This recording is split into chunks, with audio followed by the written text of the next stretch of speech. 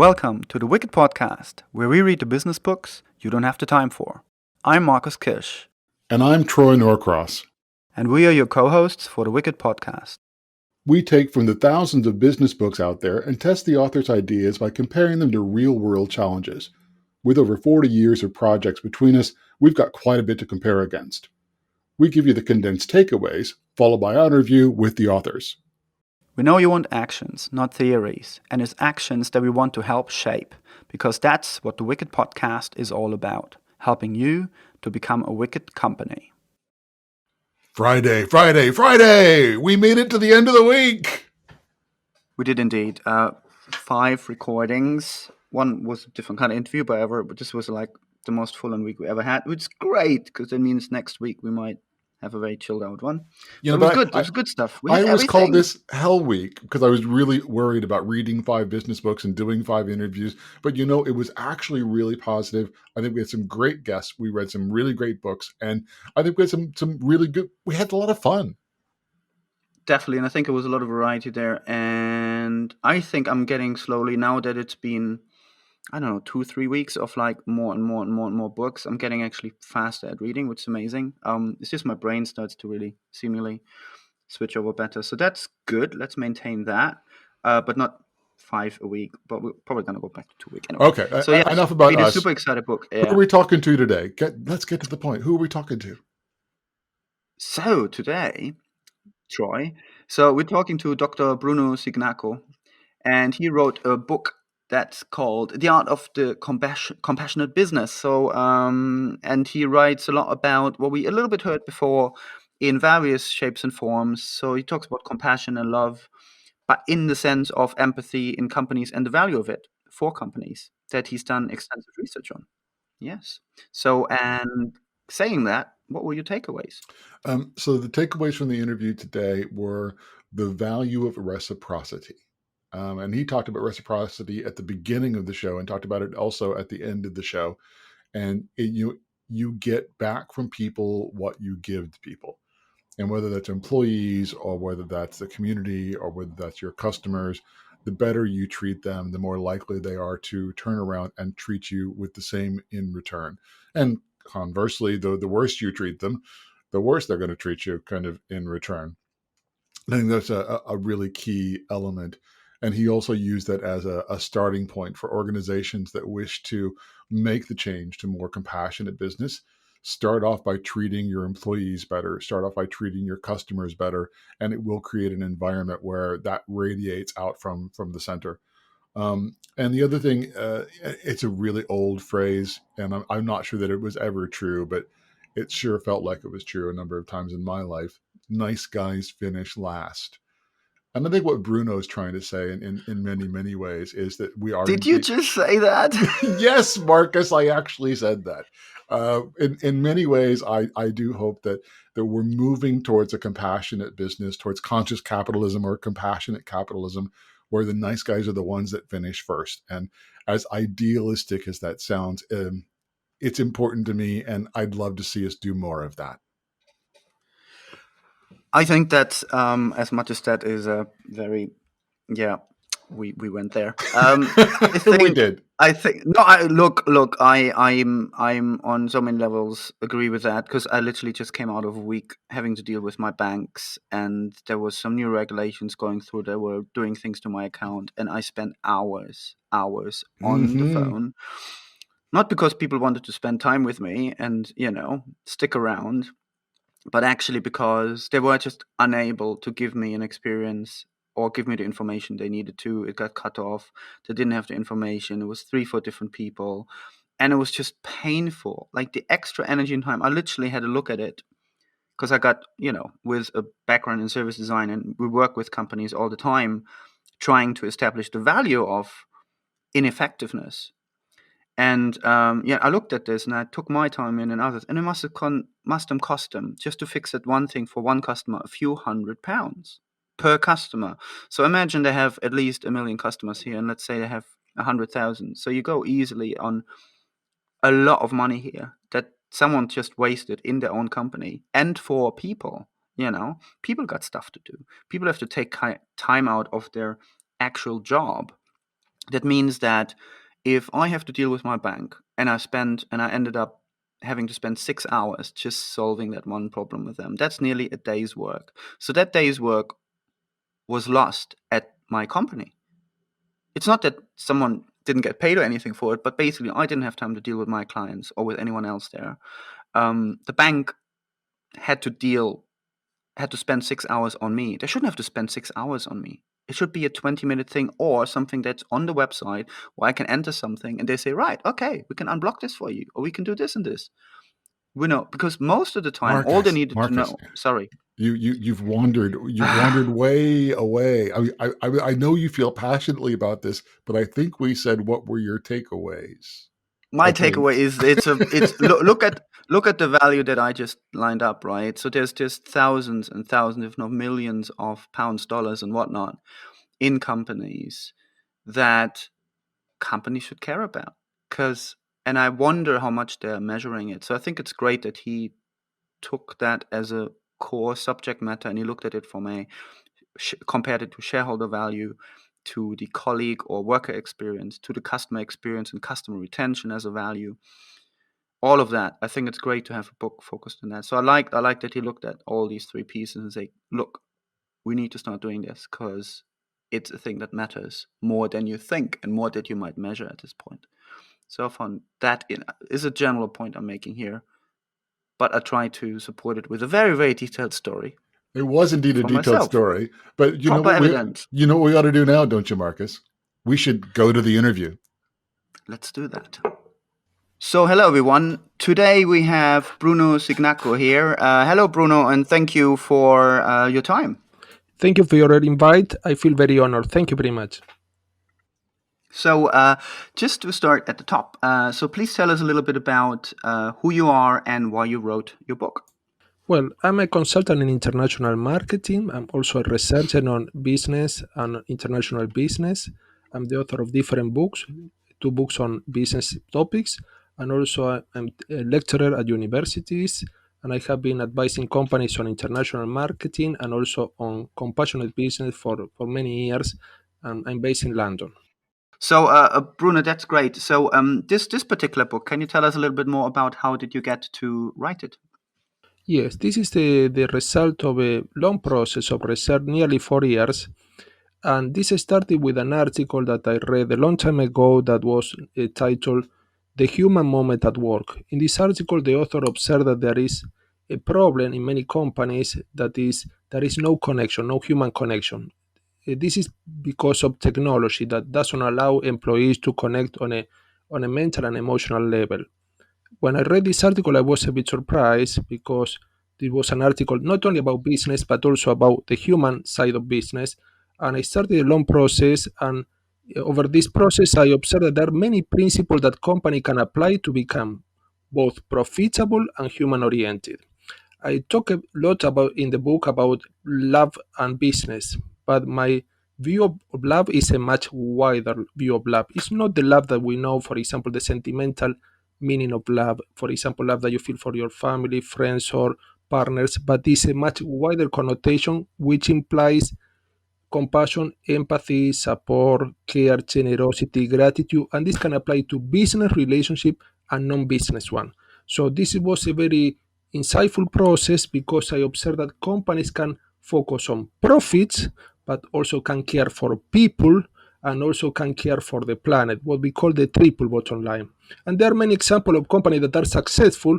For example, Starbucks is a company that is focusing on triple bottom line, that they have a foundation to, for example, foster training for younger people, but also we have companies like Whole Foods that they have also a very important program to care for different stakeholders such as suppliers, employees, and customers. So there are many examples. It's not that it's an isolated activity for few companies, but there are a new generation of company that is obviously focused not only on the economic aspect of business, profit, market share, sales, but also on the human aspect of business, which implies building mutually beneficial relationship with different stakeholders, internal, such as employees, and external, such as suppliers, community members, and customers.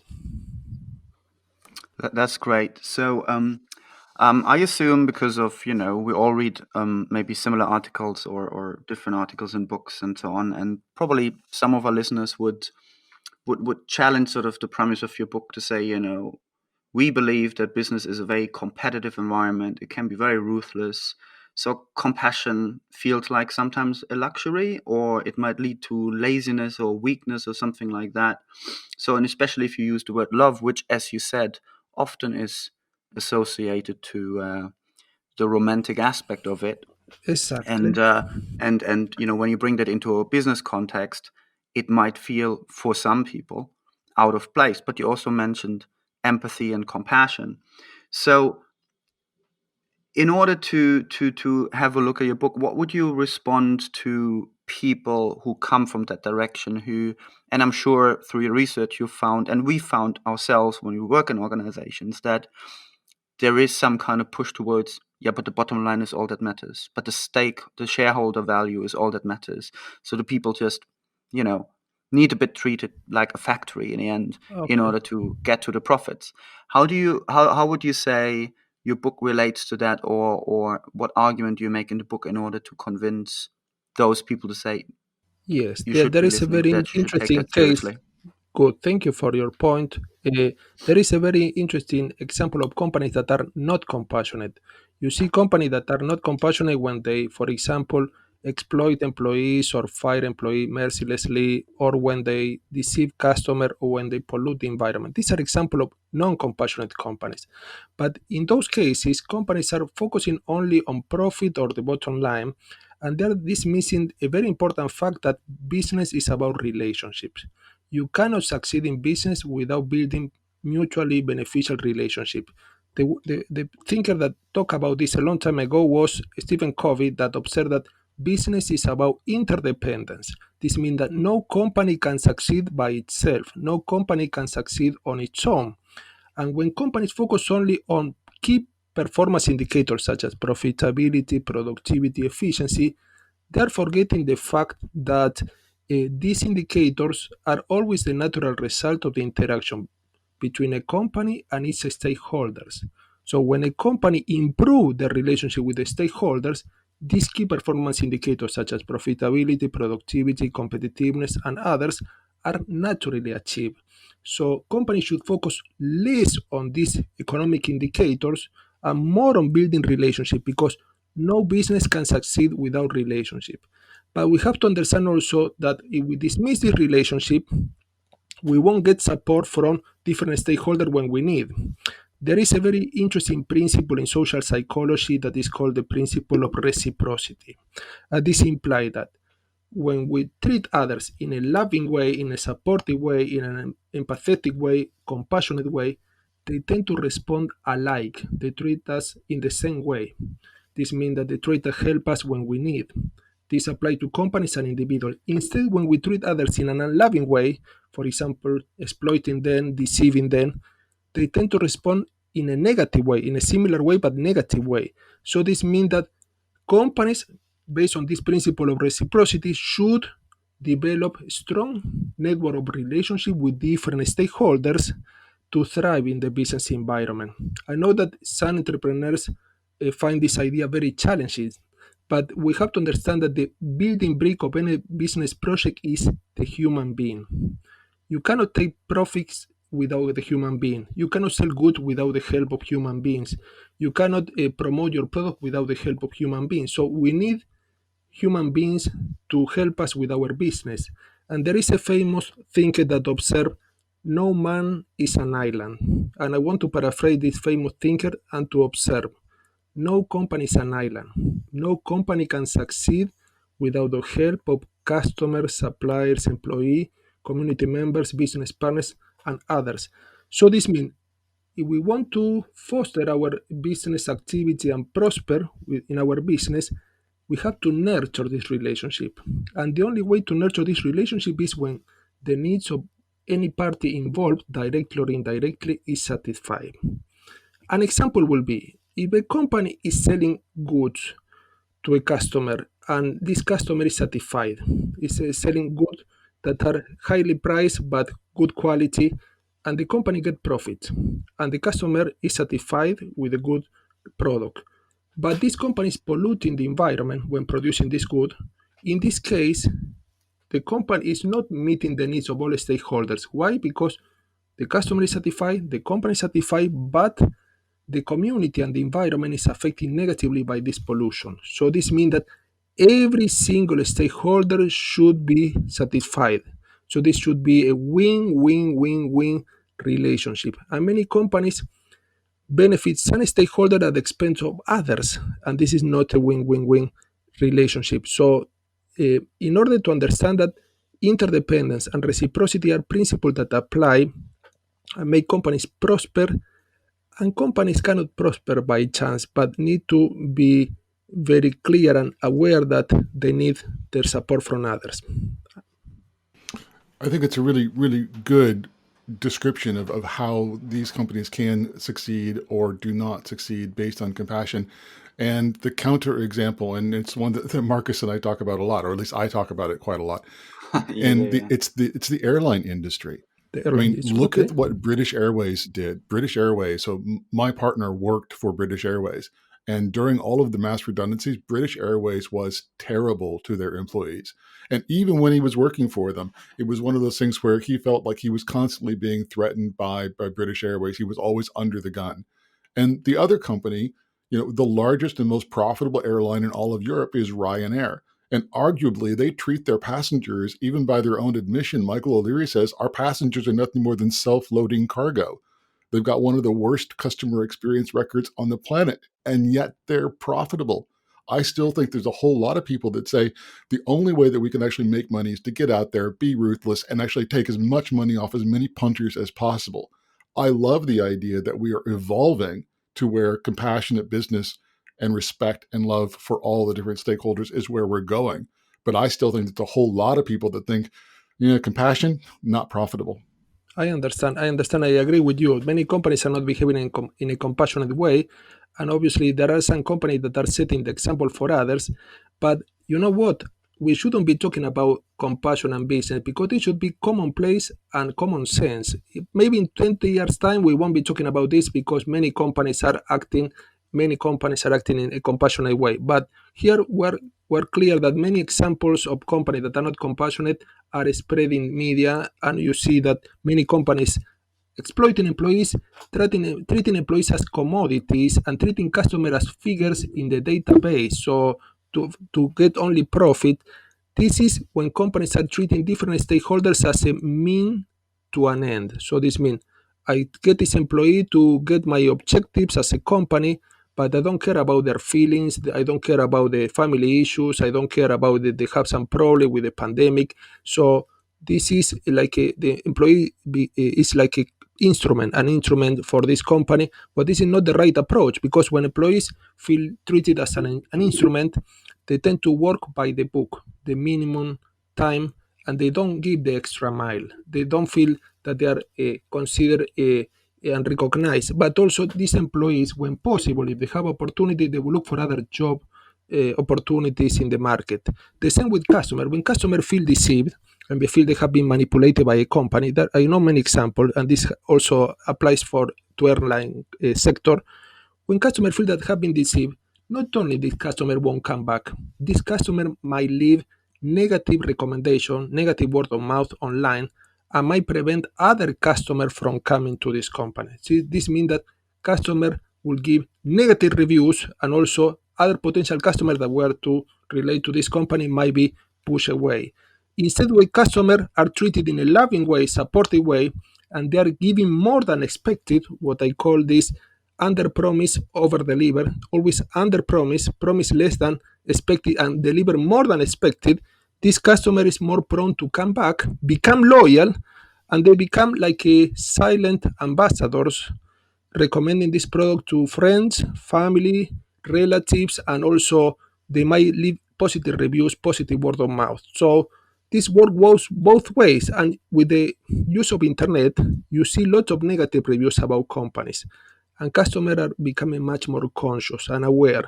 Before buying a product, they might check the reviews online, and there are many reviews that are negative customer might think twice. You say, okay, I like this product, but let's check other options. There are many options. So companies are not, unless there is a monopoly, one company providing products and services, customers have options.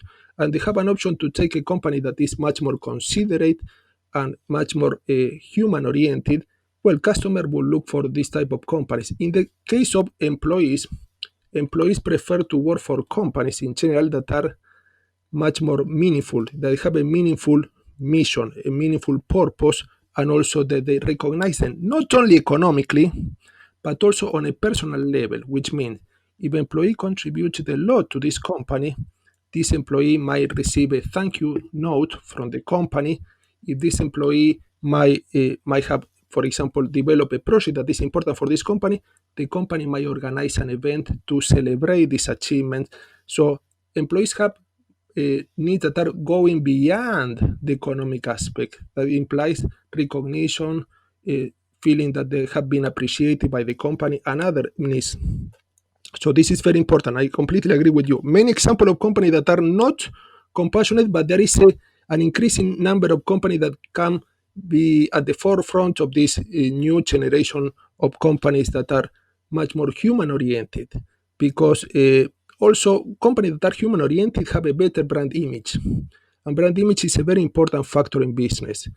So when customers have the option to connect to a company that is similar characteristic of the product and similar attribute and similar price, and one is conscious, is environmentally friendly and is human oriented, and the other one is only care for profit, well, I won't be have to thinking twice about this. I will look for the first company that is human oriented, conscious, caring for the environment. So more customer, especially new generation, the millennials and other generation are becoming much more aware of the interdependence. We're all depending on one another, including the companies. I think, yeah, that's. Thank you for this really elaborate answer on that one. I think it's interesting when you're talking about customer reviews. You're talking about the value of a more purposeful brand and the way customers tend to stay with a brand longer. I'd like to ask a further question on that level, because we're not just having the customer experience or customer feedback in that equation. We obviously have, as we said earlier, we have businesses and their profits and their shareholder value. And then somewhere in the middle, we also have convenience, or actually the workers in the company. So that's at least three different aspects that we sort of started to look at. Now, I got two examples that I'd like you to consider, where not everything is bad, but not everything is good either. And my question will be somewhere around, if just one of those is off, that still means compassion is not part of that company, but it still might need to be addressed. So on the latest news here, for example, is just the fact that Trump was just tweeted on a potential vaccine of a company that he has shares in, that he's trying to drive the product through much quicker, which gives the risk that the product's actually not great for customers or patients, so to speak. But if that comes out, he's likely going to hold a monopoly on that product, at least for a while. The other example is, so people will be pressured to probably buy it anyway, even so they might not know what the quality is, and they might not have to care about the quality. The question is, if it actually fails, what's going to happen? The other part is, the other example is when you look at Amazon. Amazon is just, let's admit it, it's literally everywhere. Everyone buys on Amazon, pretty much. It sells nearly everything. Staying away from Amazon is really hard. Amazon generally supplies a good service for its customers. There's no doubt about that, I'm pretty sure. Obviously, shareholder value, the company is amazingly successful for their shareholders. However, in the middle ground, the workers, that's where the problem is. Workers are have to work in very bad conditions, are getting don't get great salaries or benefits or anything, get fired all the time, have to work like borderline slaves by the second there. So there's a lot of new things coming out, and people are protesting with the COVID. People are protesting that they're not allowed to distance or not have the right safety equipment. So they've been treated quite badly in some of their plants. So maybe Amazon is the best one really to look at, to say, right, well, on two of those ends, shareholder value and the customer experience is great. Everyone's happy. In the middle, people are not happy. And it's one of the most successful companies in the world. How would you say that? How would you convince Amazon to say, right, clean up that middle act and you're going to be the best company on the planet? Yes. Okay, this is a very good question, and thank you for the examples. It's difficult for me personally to convince Amazon Jeff Bezos, but I will say that if I have to give him advice, I will say that well, we have to remember that employees are the interface between a company and the external environment. I saw not only in the online sector, online retail sector, but also in other sectors, supermarket, employees are treated, they don't even give permission to go to the toilet when working, or in the case of employees in Amazon, for example, in the warehouses, they have been treated very badly, or not giving them free time for example, to rest. So the idea is that we have to understand that employees are not commodities, first off. So I will tell Jeff Bezos, well, we have to understand that employees are not commodities.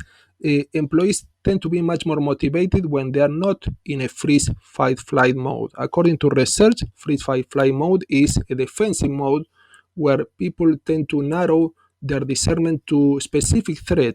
If employees are always afraid of being fired by this company, well, these employees won't give their best. So I will use psychology research to back my case, and I will say, well, employees should be feeling at ease. What we call psychological safety means should be feeling at ease, that they can be having a stable job, that they can have also time to rest and connect to one another, that they have also, if there is overtime, should be occasional and well paid, but also recognized, because employees do not want only economic recognition. They want to feel that they count. Amazon have been very successful with customer because they are customer oriented, but also in the case of employees should be treated as one of the most important resources. I don't like so much the word resources, but taking into account the word from human resources, should, because they're the one producing goods or services, or they're the one storing goods, or and also coordinating the resources of this company, and they're creator of resources. So what happened with employees that are, we call a meta resource, creator of new resources. They have creative skill, they have obviously group skills, group team working skills, but if they're frightened, they cannot give their best. Second point is that the best way to motivate employees is treating them with respect and also acknowledging their needs. So no relationship can prosper. I'm not sure what is the turnover rate for Amazon, but I can imagine the employees are not treated well. These employees might be leaving the company for other job opportunities. There is a very famous research from Barsadi and O'Neill that observed that a work environment that is loving, a work environment that is compassionate and supportive, when there is no fear, tend to bring about higher customer satisfaction, higher employee satisfaction, lower employee turnover, lower employee absenteeism, and lower stress levels. All these indicators impact positively on the bottom line. So we'll show this research to Jeff Bezos and we'll say, this is according to research. When a work environment is loving, compassionate, supportive, you are more likely to have lower turnover, this means lower cost, and lower absenteeism, which imply lower cost, and lower stress level, which imply also a lower medical cost. So which implies that employees are much more developed, fulfilled, and also can give their best. So one of the things that we talk about a lot is the Friedman doctrine, which is the principle that the only thing that matters is maximizing shareholder value. And so it's kind of the shareholder value capitalism. Would you say that what you're promoting and what you see us changing to is more of a compassionate capitalism? Is that a fair thing to say? And how far along the journey do you think we are? Yes, yeah, I like the word compassionate capitalism or conscious capitalism. There is a famous book called Conscious Capitalism, and I will say that the only limiting our activities, business activities, to profit, this means the thing that are important for shareholder or stockholder, is a very very narrow view on business. Why? Because we have to understand that profit come from customer. So it's not only about stockholders or a shareholder, but also it's about customers. Customers that should be, they are the source of profit, should be satisfied in the best way. But who is serving customer? The employees are serving customer. So there is a set of interconnection or interconnectedness that is linking all different stakeholders. If we take only one stakeholder, for example, shareholder or a stockholder, this will be a very limiting view. So we have to satisfy employees' needs because they are the ones serving customer. If they are satisfied, customers are more prone to get satisfied. But customers should be also satisfied because they are the one bringing about more potential customer, bringing more potential clients. But also we have to be in harmony with the community, a very important stakeholder. Why? Because if we are, for example, performing business activities that are creating negative effect on the community, this community might boycott our products and services. We saw many cases. For example, I remember in the past a case of Nestle, a company that was selling products that were, for example, milk powder that was not in good condition, for example, some countries in Africa, and this was boycotted. Why? Because the community became aware that this company, even having a very important brand image, they were not compassionate, they were not caring with the different communities. So we have to understand that people stand up, especially community members, when they see that companies are not acting in a conscious way, they're more prone to take some action to boycott companies' products and services. So the best decision that any business leader will make is a decision where all stakeholders that are connected to this decision, directly or indirectly, are satisfied. All the needs of this stakeholder are satisfied. If one of the important stakeholder needs is not satisfied, well, this business activity should be rethought and should be reconsidered in a much more careful way, because these stakeholders have needs that have to be legitimately acknowledged and considered. This is the only way. And remember, we support different stakeholders and they tend to support us when we need. Instead, when we don't support them, they tend to withdraw their support when we need them. Okay, I like that. One of the things that we try to do for the people who listen to the show is to give them actionable sort of insights. And I think a lot of companies are indeed seeing that compassion in capitalism or conscious capitalism is kind of an aspiration, and they're not there yet. And besides, of course, buying and reading your book, what are some concrete things that people can do within an organization as the early steps? What are some small, tangible things that they can start turning the ship away from kind of shareholder capitalism towards conscious capitalism? Very important question. So the first tip will be being more generous and grateful. So being more generous and grateful with different stakeholders. For example, within a company with different colleagues. If you are an employee working for a company with different colleagues, by being generous and grateful, you tend to create a positive cycle, a virtuous cycle, and people tend to respond in similar ways. Grateful could be grateful for very little contribution that from others, for example, that they can help you develop a project. And also generous doesn't mean giving material things. Could be giving an ear when they need some support or they need some advice, giving, for example, training or mentoring some colleagues, or in the case of customer, could imply also being generous with customer, giving more than expected. More than expected implies, for example, free training, or the delivery of the good could be free, or, for example, free samples for customer. So when customer feel that the company is generous, they tend to feel indebted with this company, then tend to be attracted by this company. So generous and grateful will be the first tip. The second tip is remember that stakeholders are not a mean to an end, because it's a very utilitarian approach on stakeholders. Instead, we have to treat each stakeholder as an end itself. This means that trying to know their needs, try to see how can we satisfy their needs and our needs. All relationship can only prosper when the needs of both parties are satisfied. So if, for example, I am an employee and I want to sell a product to a customer, first off, before offering any product, I will inquire about the different needs that this specific customer have. I won't try to stereotype this customer because of their age or because of their occupation, but I will try to find what are the specific expectations in order that they can meet this expectation and also exceed this expectation. So treating different stakeholders in a human or humane way.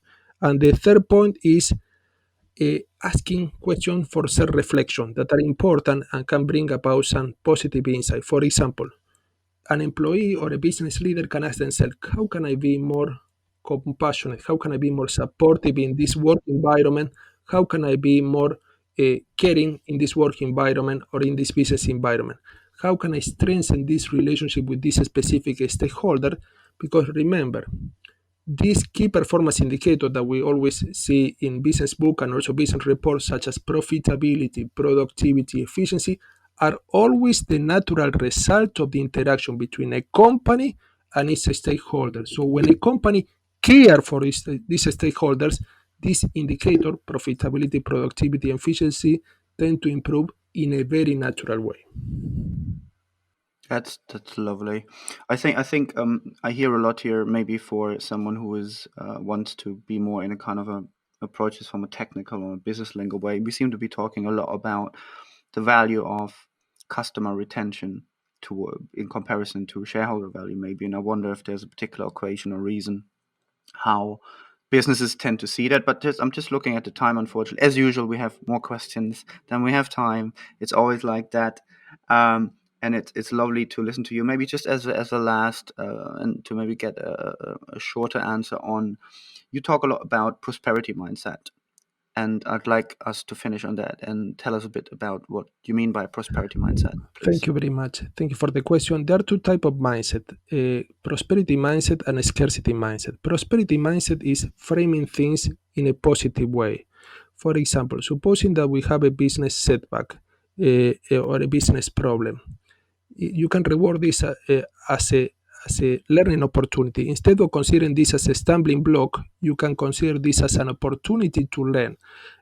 Many companies tend to focus on external factors as threats, but the prosperity mindset implies that you are rewarding these potential threatening factors as opportunities. This means being much more expansive with your thinking, but also try to think in a positive way.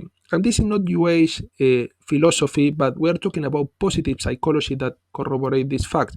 When people think in a positive way about a situation, even challenging situation, their discerning skill tend to be much more enhanced, and you tend to find much more creative solutions. So when you have a positive mindset, a prosperity mindset, which implies positive framing of different situations, positive thinking, and also trying to develop positive emotional states, for example, related to affinity or empathy or compassion, your mind tend to act much more creatively. Some researchers observe that people tend to become much more intelligent when they are more loving, when they are much happier. Why? Because you are not focusing your mind on threatening factors. So rewarding a negative situation into positive one, rewarding threats into opportunities, and try to think about also ways to improve business, harnessing our own talents, capability as a company, but also try to take into account, for example, some models outside that are wrongly called competitor or rival company as model to emulate when they're positive, and also try to be even better than them. And when we see negative models in the business environment, for example, other companies that are acting in a negative way, well, these will be models not to emulate. Try to develop better model to develop business activities to thrive in the business environment.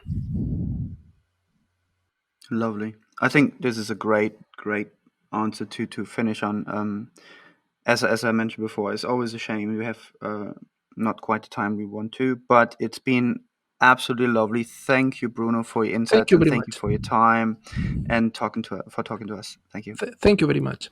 Have a great weekend, Bruno. You too. Thank you very much. You've been listening to The Wicked Podcast with co-host Marcus Kirsch and me, Troy Norcross.